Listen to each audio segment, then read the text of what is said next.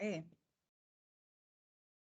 So today we are looking at The Women of Troy by Euripides, and we're going to go through all of the basics, looking at the world of the text, the plot, the characters, key events, and key thematic statements. So let's revise the world of the text.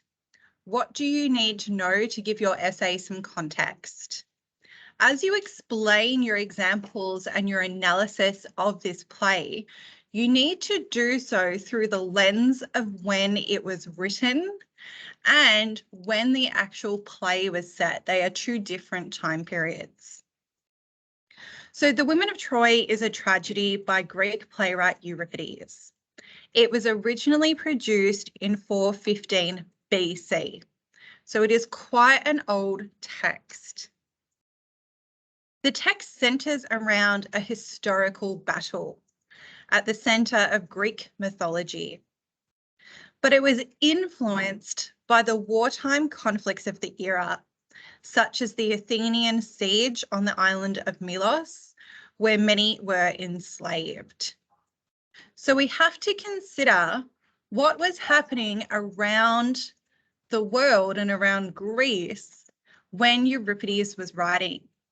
He was considering this Athenian siege, and as such, wrote this play to deliver an anti-war message, likely due to the conduct of those involved in the Peloponnesian War. So it was quite a controversial work for its time. And we can see that coming through in the different ways Euripides depicts violence, enslavement, the human angle. All of this is being sent and seen by actual Athenians whose husbands and fathers were overseas fighting at the time. So it is in some ways a bit of a protest. What other background information do I need to consider? While this was set in 415 BC in terms of that's when Euripides was writing, we have to consider the Trojan War, which is a battle that he depicts as the center of this text, was set in 1180 BC. So another 500-600 years before Euripides was writing is when the Battle of Troy historically was believed to have happened. We know that the Trojan War, through legend, was between the Greeks and the Trojans who resided in the city of Troy. While we don't see the Battle of Troy unfold, it is assumed knowledge that you know what has happened in this battle. It is a famed war, and as such, you need to have some general knowledge of how this play came to be. The play centered around the idea that there was conflict, and this conflict arose from the affair between Prince Paris of Troy and Queen Helen of Sparta. So the two have defected and returned to Troy with its big walls, and Queen Helen of Sparta, who at the time was married to King Menelaus of Sparta, has run off with the young Trojan prince. Scandalous. In response to this affair, Menelaus, Helen's husband, and his brother Agamemnon led a fleet to Troy in response to this awful injustice that he has faced. Consider the role of masculinity at the time, and kind of from there we can understand why Menelaus got this fleet together to head to Troy. The war lasted 10 years. So for 10 years on the shores of Troy, there were these battles between the Greeks and the Trojans. But the fact is, the city of Troy had these magnificent high walls to protect it from invasion. The Greeks simply could not penetrate through those walls. Yet, after 10 years, the Greeks were in fact victorious. They managed to breach the walls of Troy after the Trojan horse ruse, which, if you remember our background information from the start of the unit, the Greeks created a timber horse and left it at the gates of Troy, sailed their fleet off into the distance, nowhere to be seen. The Trojans, believing this was a gift from the Greeks and that they had finally surrendered, brings the Trojan horse inside the walls of Troy, closes the gates, and when night falls, the Trojan horse is opened up and there are many Greek soldiers hidden inside the horse. And that, of course, leads to the final battle where the Greeks are able to burn Troy to the ground. So what you need to consider with this background information is what might impact the author's background. So the fact is that Euripides is living in this time where there is a lot of conflict, a lot of Greek conflict. How is that impacting him? And what are some of the possible motives Euripides might have? We've spoken a little bit about it being an anti-war play. What types of messages is he trying to send to his audience about war, violence, misogyny, the role of women? So all of that is really important to your analysis of this text.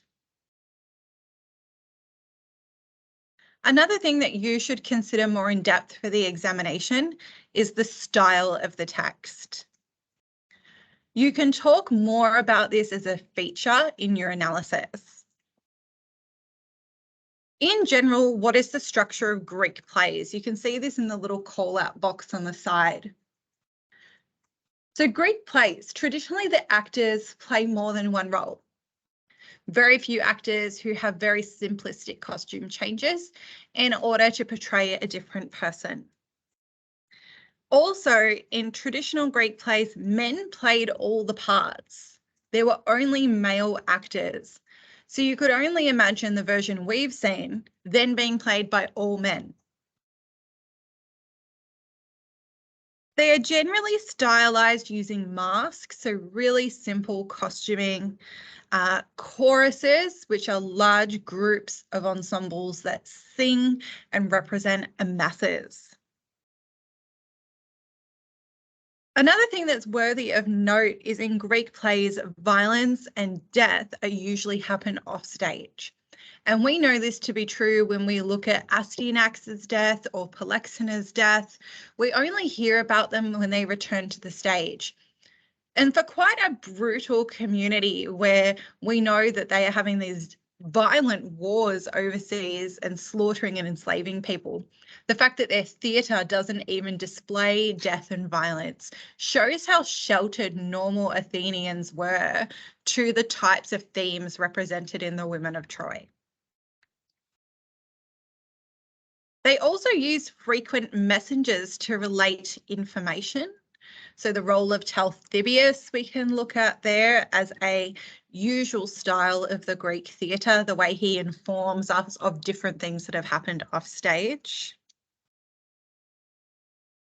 And it's also usually continuous time of action. So it's kind of happening live. So it's a very short version of events, but it's not a very long play where we get to hear the whole story unfolding in real time. Generally, the stories were based off myth or history, but these are varied interpretations of the events. Remember, there is no way that Euripides could have known any of these opinions of Hecuba or Helen. These are his interpretations or creative license that he's used to bring his own messages to life through the vessels of these women. Overall, the focus of Greek theatre is psychological or ethical attributes of characters rather than their physical attributes. So think about what we learn from each of the characters. We see Talthybius having these really complex moral moments where he's torn between duty and what's right. We see the role of the women, the chorus, and Hecuba who lament over their losses.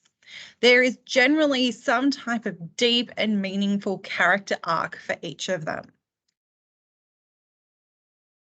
So what can we say more specifically about the style of our text? What are some things that I can drop in that may impress the assessor? Or what if I get a structural essay question?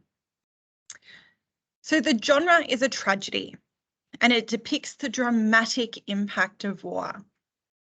That is the overall purpose or intent. It uses these traditional Greek structures on the left, and it has episodes and alternates with choral songs known as Symbolism. So make sure that you're using the correct language. Scene is very British, so episodes would be the more correct term. Another key feature that we can discuss is the prologue. So the prologue, which happens at the very beginning of our play, is delivered by Poseidon, and it provides an introduction to the war and the impact of war.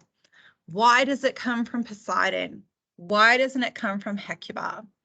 The role of the gods and the all-seeing, all-knowing gods is really highlighted early in the text through the prologue. We then have the various episodes, which are the sections where the characters speak, and the Symbolism, where the songs where mostly the chorus sing and lament. These are aimed to expose the personal and social costs of the conflict. So by what Hecuba says or by what the chorus sings, we learn more about their suffering. And that is a tactical tool used by Euripides. The final part of the play is called the Exodus, and it depicts the fate of Hecuba and the chorus. Hecuba attempts to throw herself into the flames and is unsuccessful, and they are all taken aboard the ships to be enslaved by the Greeks. Another feature you may wish to discuss is the use of multiple narrative voices, which allow us for a wider view of the impact of war. Imagine if this was just told from the perspective of Hecuba dethroned in dust on the ground. It would make for a very narrow interpretation of what the cost of war truly is. By having sections where the gods are the narrators or the chorus are the narrators, we're able to see multiple viewpoints and perspectives. So that could be a really good way of you talking about Euripides' purpose and it being more than just telling the story of Hecuba, the Queen of Troy. It's about everyone and various perspectives.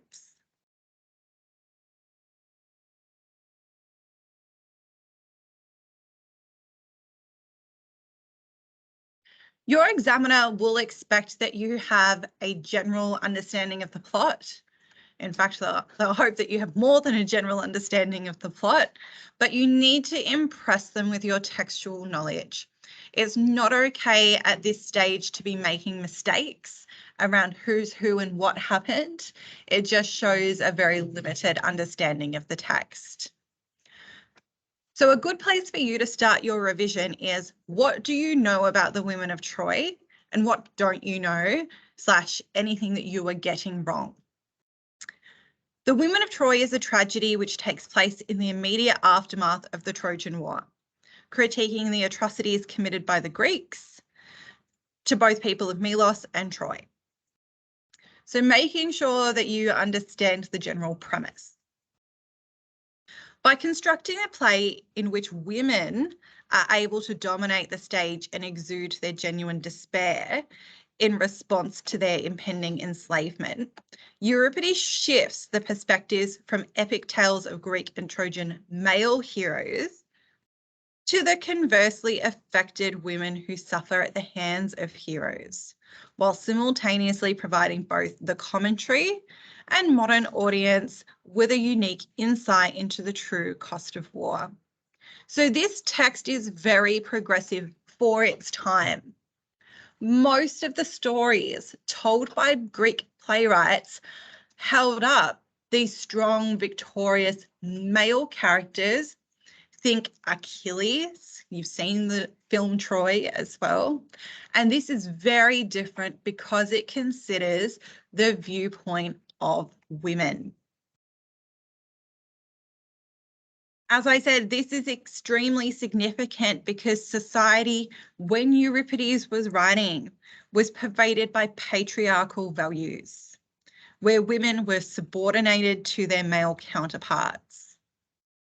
Even women with status like Andromache and Hecuba are women who have had their power, what limited power they did have due to their royal status, taken from them. So he doesn't just send war messages, he sends messages around gender and the role of women as well. What we also can consider is Euripides' proto-feminist works were not well received at the time. These were not the values held by the majority of Athenians. They thought that writing about women's personal thoughts and pain was inappropriate as it was not commonly discussed in Hellenic repertoire. So while we may appreciate through a modern lens all the feminist undertones of this text, at the time it was very controversial. It was not what they expected to hear when they went to the theatre. It challenged their personal views and values. So it was not a popular piece of work.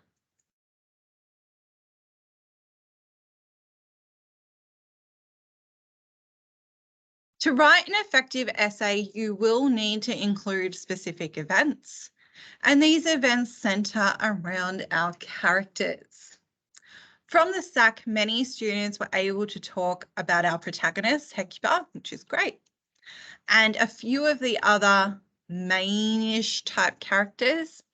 But when you write on your exam, you do want your essay to stand out to the VCAR examiner. You will need to know a much wider range of examples.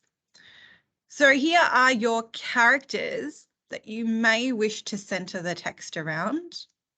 Of course, we have Hecuba, the Queen of Troy, who we know is a symbol of loss, of hope, and of suffering. There are many examples you can use for Hecuba, but we don't want to write every essay on Hecuba. Getting into her family tree, she was married to King Priam of Troy. He is deceased, yet he is mentioned in the text, including a little bit on his backstory. It is their son Hector, Prince of Troy, also deceased, who is to be the heir of Troy when his father was killed. Now, Hector, as we said, there is also deceased, and if you have read any of the background material, you would know that he was killed in battle by Achilles, the great Greek warrior, prior to the fall of Troy. And his body desecrated, which was quite shameful. We then have Andromache, who was Hector's wife. She does feature quite heavily in the Women of Troy. She presents a slightly contrasting view to Hecuba in terms of whether death or slavery is better, and laments over the murder of her own son Astyanax. We also get to see through Andromache the role of the wife and the way she really truly laments for her husband Hector and is really unfavorable about having to then move on to being a Greek mistress when she held such a prestigious role in Trojan society and essentially sees this as an affair on her dead husband. Furthering our female characters who you may wish to discuss, we have Cassandra. Cassandra is Hecuba and Priam's daughter and the sister of Hector.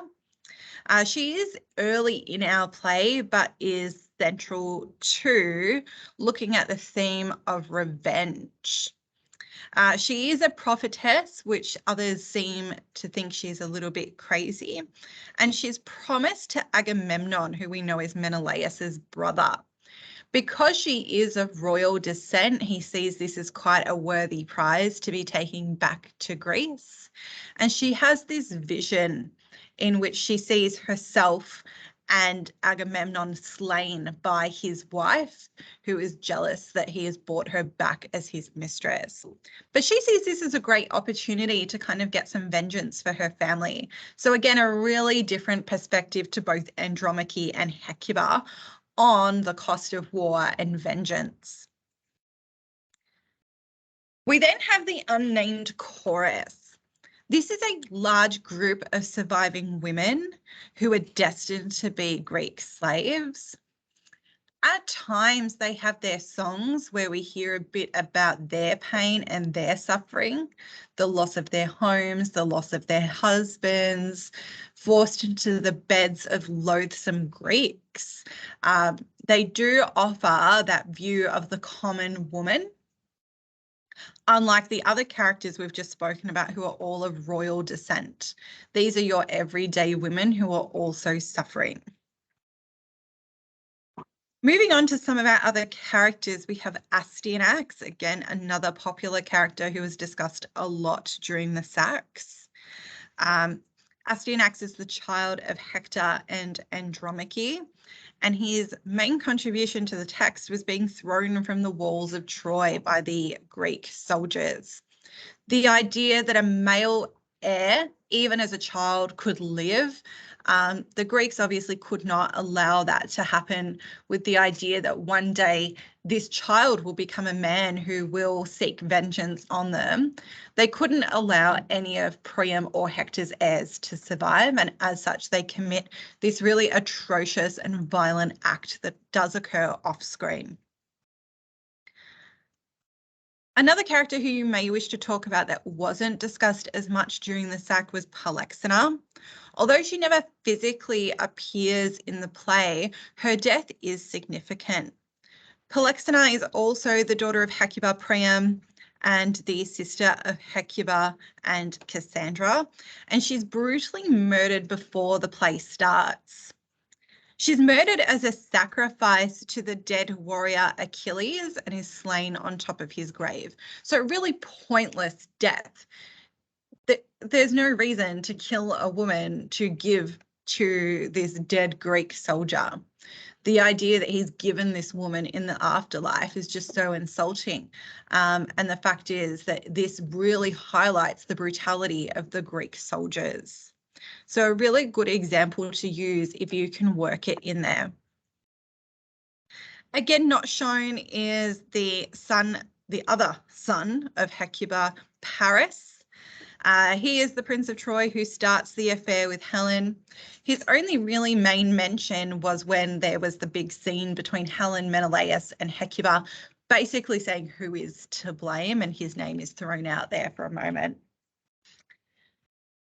We then have Helen, who many, Hecuba in particular, see as the catalyst for everything that has occurred in this text. She was the former queen of Sparta, former wife of Menelaus, and the lover of Paris of Troy. In many ways, she is the antagonist of this text because her actions have led to a 10-year war, multiple deaths. She claims to her husband, now that they're face to face, that she was abducted and this was not against her free will. And ultimately, he takes her back to Greece rather than slaughtering her. So that is a really interesting relationship you can look at between Menelaus and Helen. He's waged this war on Troy due to the insult of the affair. Yet once he gets his hands on Helen, he chooses to take her back to Greece, and which we know they live a long life together. So that idea of justice could be analysed there a little more deeply. Our minor characters in Talthybius, Poseidon, and Athena are also very interesting. Talthybius, a sympathetic Greek herald, which is a huge contrast to the ruthless warriors like we have Agamemnon and Menelaus. And then obviously the unnamed Greeks who have killed Polyxena and thrown Astyanax from the walls. He is very sympathetic to the women, in particular Hecuba, in the way he tries to deliver his messages in a cryptic way to obviously show them that he doesn't want to deliver them. He wants to shield them from further pain and suffering, and the way he allows Hecuba to, in her own traditions, care and prepare the dead body of her grandson for the afterlife. Our gods, Poseidon and Athena, are also essential to understanding the texts. Religious beliefs are continuously embedded throughout, particularly by the chorus and Hecuba, who accuse the gods of forgetting them and all of their devotion to the gods over their lifetimes being nothing but futile. We have Poseidon, the Greek god of the sea, who in his opening abandons the city of Troy, which he helped create. And then we have Athena, the Greek goddess of wisdom and war, who initially sided with the Greeks to assist them with the Trojan horse ruse, but later reneges on her loyalty to the Greeks due to the fact that they raped Cassandra in her temple. So that was a really turning point for Athena's character, but also points to the fickle nature of the gods, always on the winning team.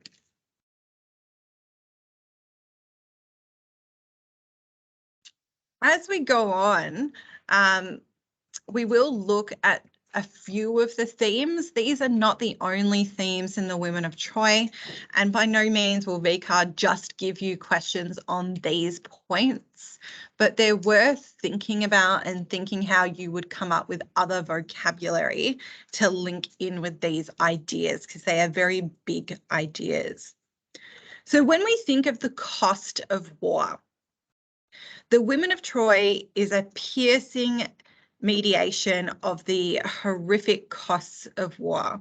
It is supposed to be a confronting text.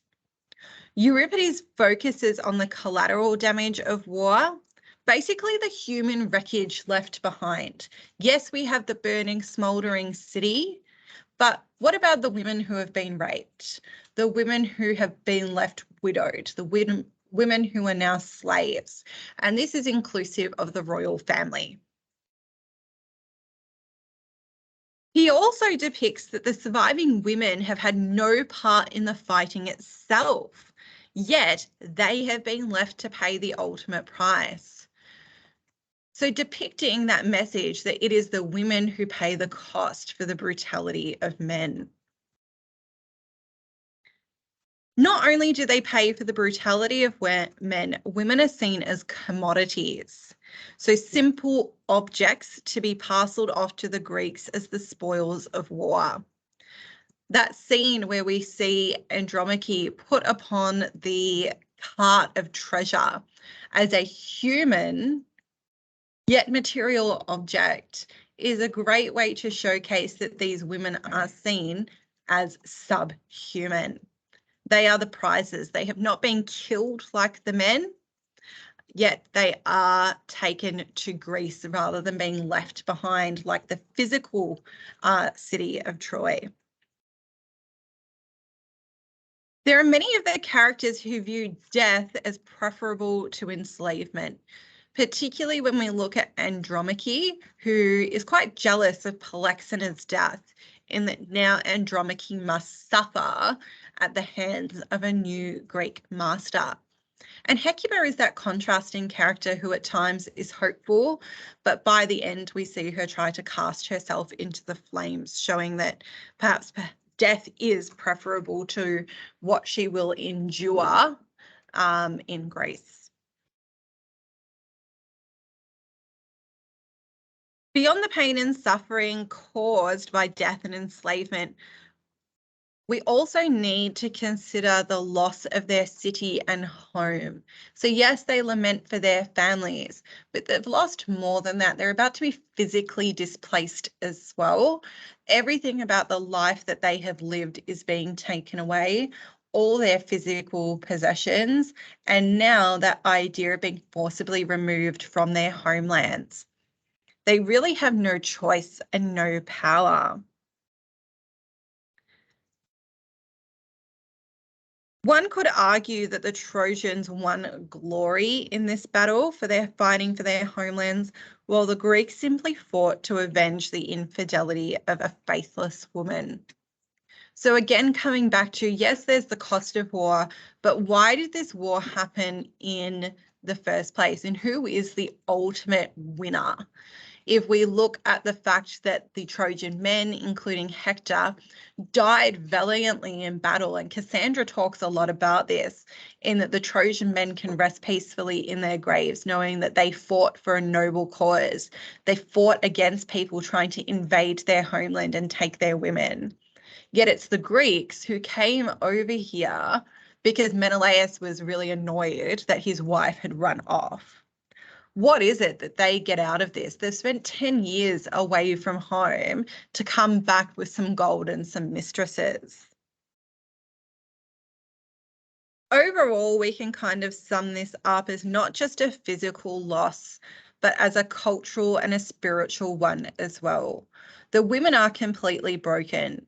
When we look at the chorus, they've lost homes, as we've said, family, as we've said, but also their spiritual faith is slowly being taken away. As such, this is a very comprehensive and powerful piece of anti-war propaganda that looks at all different elements of the costs of war. While that is really fantastic analysis, your assessor will say, so when was that shown? And you must have some very specific events for you to talk about. Now, these slides will be made available to you. They are extracts from your OneNote, so don't feel that you need to type out all of the quotes. But just very quickly, when you're talking about the costs of war, some of the specific events that you might want to talk about. There is a section of the text where Hecuba proclaims that their futures are bleak, but there is still some hope. So we know that Hecuba's suffering is enduring throughout all of the play. But there is this moment where she talks about hope. She says, look, there's nothing to rule now. My old life is gone, weeping for her burning home, the fact that she's an old woman thrown in dust. Yet there are moments where she talks to the other women that they may have hope. The fact that she is old and she knows that these women are likely to be forced into the bed of some loathsome Greek. Yet she tells them about Greece being a beautiful place, famous for their wealth, fertility of the green fields, springs that are sacred. Unlike her, who has been a wife and a ruler for a number of years, perhaps there is something left for these other women. We could then contrast that against the other brutal costs of war. You have the murder of a child at the heart of this text. Hecuba is at one stage really joyful that her grandson has survived the war, but then he is sentenced to die. Again, there are some really powerful quotes here where no one can help you. The city is in ruins, your husband dead, you are quite alone, and believe me, we are capable of dealing with a single woman. The fact that they are continuously, anytime there is hope, having that stolen away. Andromache saying that I can't save my own child from death. To tear you like that from your mother and from me is wicked. How can I suffer this and learn to bear it? So that's a really stark contrast to the woman who was talking about the green fields before. And lastly, the unnecessary death of Polyxena. If you're talking in your essay about the pain of Andromache, about the lamenting and contrasting hope of Hecuba, what else can I say when I'm getting to my later paragraphs and I'm running out of things to say and don't want to talk about Hecuba's suffering anymore? If you look at this event where Talthybius does not want to inform Hecuba of Polyxena's true fate, again, there are different perspectives here. You have that idea that perhaps Polyxena suffered the best fate of all, which was to die quickly.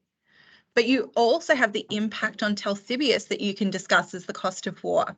There is some cost to the Greeks. The ordinary Greek men like Talthybius, in some ways, he is seen to suffer as well because he doesn't want to tell the women.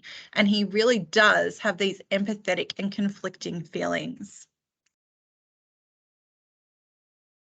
Another theme likely to be discussed is the idea of faith, hope, and our SAC topic, nihilism.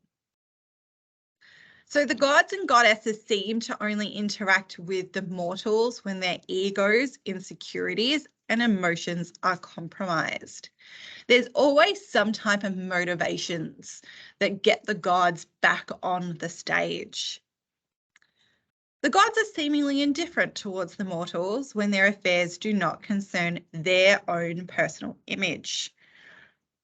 There are literally women suffering, loyal, devoted women to the gods, yet neither Poseidon nor Athena do anything about it. As the play progresses, it is difficult for the survivors to determine if gods exist.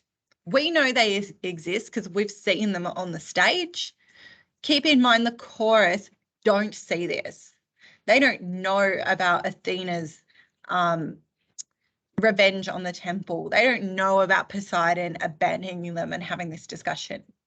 All they know as mortals on Earth is that they are crying in pain and no one is coming to help. They really discuss about whether the gods care about them in times of hardship.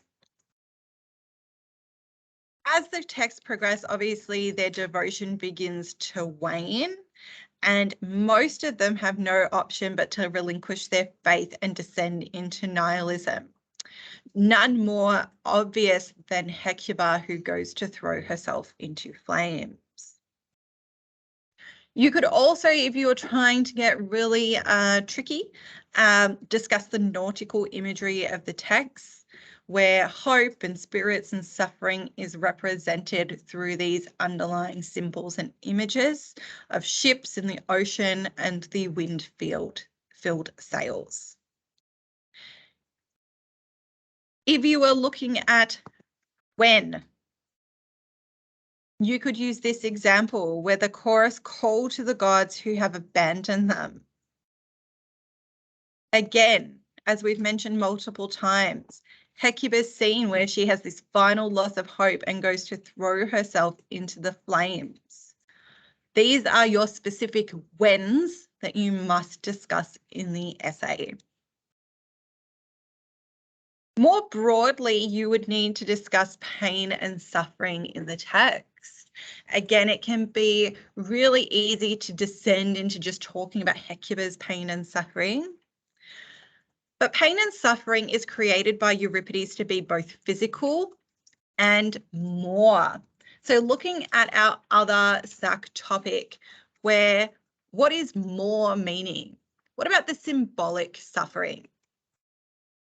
In the play, grief can be seen both physically and described metaphorically, particularly when we look at that quote about Hecuba being the mother bird at the plundered nest. Over the course of the play, the audience can see the eventual deterioration of the Trojan women's resolve, including Hecuba as their leader. Further and further we go into the play, the more the pain and suffering become unbearable. Even the strongest leaders shift from optimism to nihilism. And overall, the message is sent that loss is universal, whether you are the queen or whether you are an ordinary woman, your pain and suffering is no less. There are moments of strength that you might want to talk about in the text, the human spirit being symbolically represented by the torches, that showing of solidarity, the idea that Cassandra despite her fate, holds up the torch and is accepting of her fate, there are these very brief moments of strength that you can contrast and discuss. Again, your whens. When did this happen in the text? What do I put in the body of my body paragraphs? You could talk specifically, not just about Hecuba's pain, but her pain in the moment that Cassandra is taken away. Her physical fainting could be your when. This shows how deep her pain is. A woman who's lost her husband, lost her sons, lost her other daughter, faints at the moment that her remaining child is removed. You can look at the moment when Andromache and Hecuba debate if death or slavery is better. Or the moment that Talthybius returns with Astyanax's body upon the shield. Again, that shield being of his father, of the legacy he should have lived. And we see that Talthybius is sympathetic to the pain and suffering of the women. You may also wish to talk about blame and guilt in the text, and this will give you the opportunity to talk about some of our other characters. My favorite, Helen and Menelaus. When talking about blame and who is to blame in these texts, there's one scene where we have Helen deferring blame onto literally everybody else. And then you have Menelaus standing there deciding to take Helen back as poor Hecuba refutes Helen's claims that Helen is the victim. This is a very important scene in terms of guilt and blame and vengeance. Because earlier in the text, we had our other example where Cassandra, very insightful Cassandra can be used, who talks about her own personal revenge and the fact that she blames the men and Helen for everything that's happened. If you are looking to get a high range response for the exam, you will need to think more about just the themes and the events that we've briefly gone through. You will have to talk about the deeper meaning of the text in terms of symbolism. The Trojan horse, Hector's shield, Astyanax himself is meaning something more than just a character. The physical walls of Troy, Cassandra's torch, the smoke and the dust, all of these have deeper interpretations. When you are using examples, if possible, try to work in these deeper symbols. If they don't fit into your essay, they don't fit. But it is worth considering if you are discussing the scene where Astyanax is brought in, well, his father's shield is representative of the fall of Troy, of the life that he did not get to live, of the death of his legacy. The death of the boy himself is the ending of hope and the innocence of all of the people of Troy. The more you can go deeper into the analysis, the better. To end today is just a quick refresher on essay writing structure. I won't go through these points in detail, but it will give you the opportunity before we do another practice to consider what are the things that my assessor will be looking for. So the essay structure. All of you will be familiar with writing a text response essay. You must, in 60 minutes on the exam, have an introduction which states the big picture of the text, the key ideas, the prompt, the contention and supporting arguments, at least 3 body paragraphs detailing the main ideas linked to the topic. Following that structure, where you have a topic sentence, a clarifying sentence that looks at unpacking your topic sentence, and then followed by 2 good examples with explanation on how that connects to the essay topic. Of course, because this is a formal piece of writing, you need to have a conclusion. We are going to pause it there today. If you wish to learn more about introductions, body paragraphs, and conclusions, we will do a separate video on that for next week.